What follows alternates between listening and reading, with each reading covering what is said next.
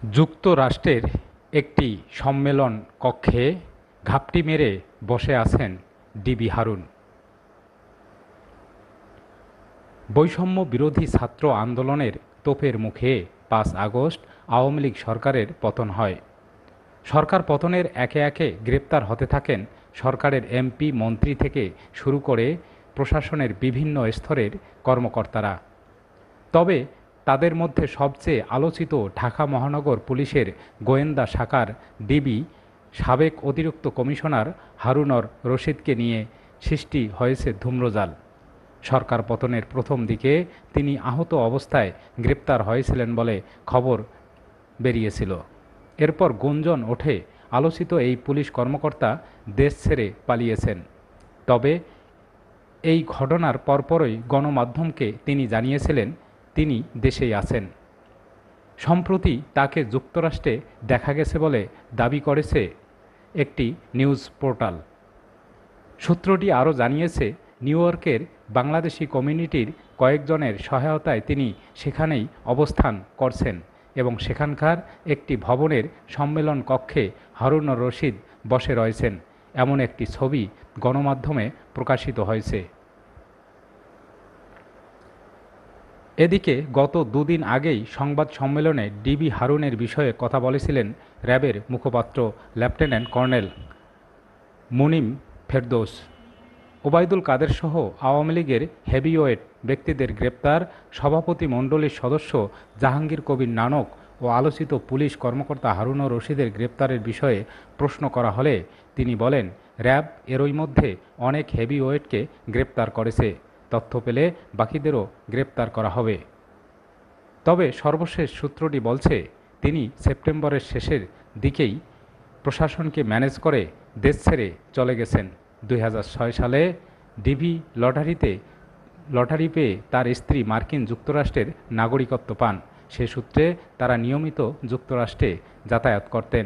মার্কিন যুক্তরাষ্ট্রের ভিসা থাকায় গণ অভ্যুত্থানের পর হারুনর রশিদ নিউ ইয়র্ক স্টেটের লং আইল্যান্ডে অবস্থান করছেন।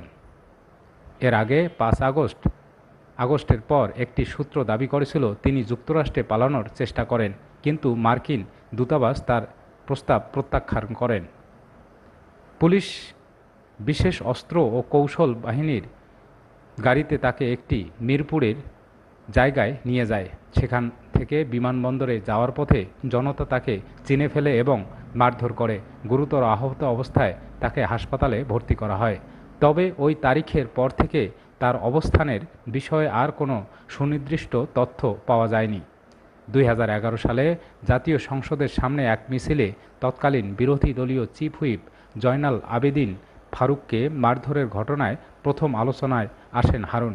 এরপর সবসময় তিনি আলোচনায় ছিলেন।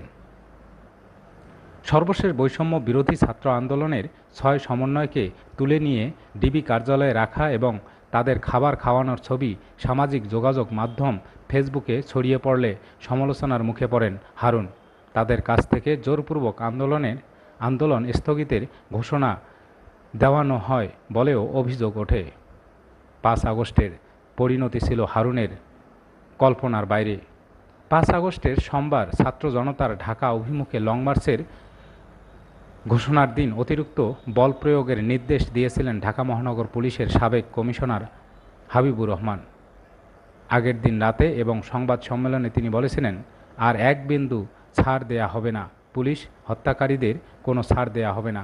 সেদিন সকাল থেকেই সচিবালয়ের বিপরীতে সেন্ট্রাল কমান্ড ও কন্ট্রোল ইউনিটে চলে যান। সেখানে বসেই রাজধানীর কয়েকশো পয়েন্টের সিসিটিভি ক্যামেরা পর্যবেক্ষণ করা হচ্ছিল। তিনি বারবার মাঠের পুলিশ সদস্যদের সঙ্গে যোগাযোগ রাখছিলেন এবং বলছিলেন সেদিনই হবে শিক্ষার্থীদের আন্দোলনের শেষ দিন, পরিস্থিতি এরপর শান্ত হয়ে যাবে।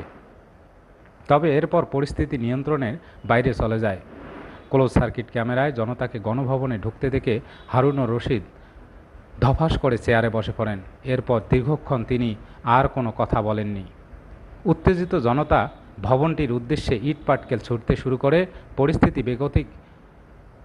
অনেক পুলিশ কর্মকর্তা তাদের ইউনিফর্ম খুলে ফেলেন এবং সাধারণ পোশাক পরে ১৩ ফুট উঁচু দেয়াল টপকাতে শুরু করেন। ডিআইজি হারুনর রশিদও একই কায়দায় দেয়াল টপকাতে গিয়ে গুরুতর আহত হন। পায়ে ও শরীরের নিচের অংশে ব্যাপক আঘাত নিয়ে তিনি আইজিপির সঙ্গে পুলিশ সদর দপ্তরে চলে যান। বিকালে পরিস্থিতি কিছুটা স্বাভাবিক হলে তিনি ঢাকা দক্ষিণ কর্পোরেশনের দেয়াল টপকে প্রাণে বাঁচেন। ওই রাতে তিনি কোথায় ছিলেন তা নিশ্চিত হওয়া যায়নি।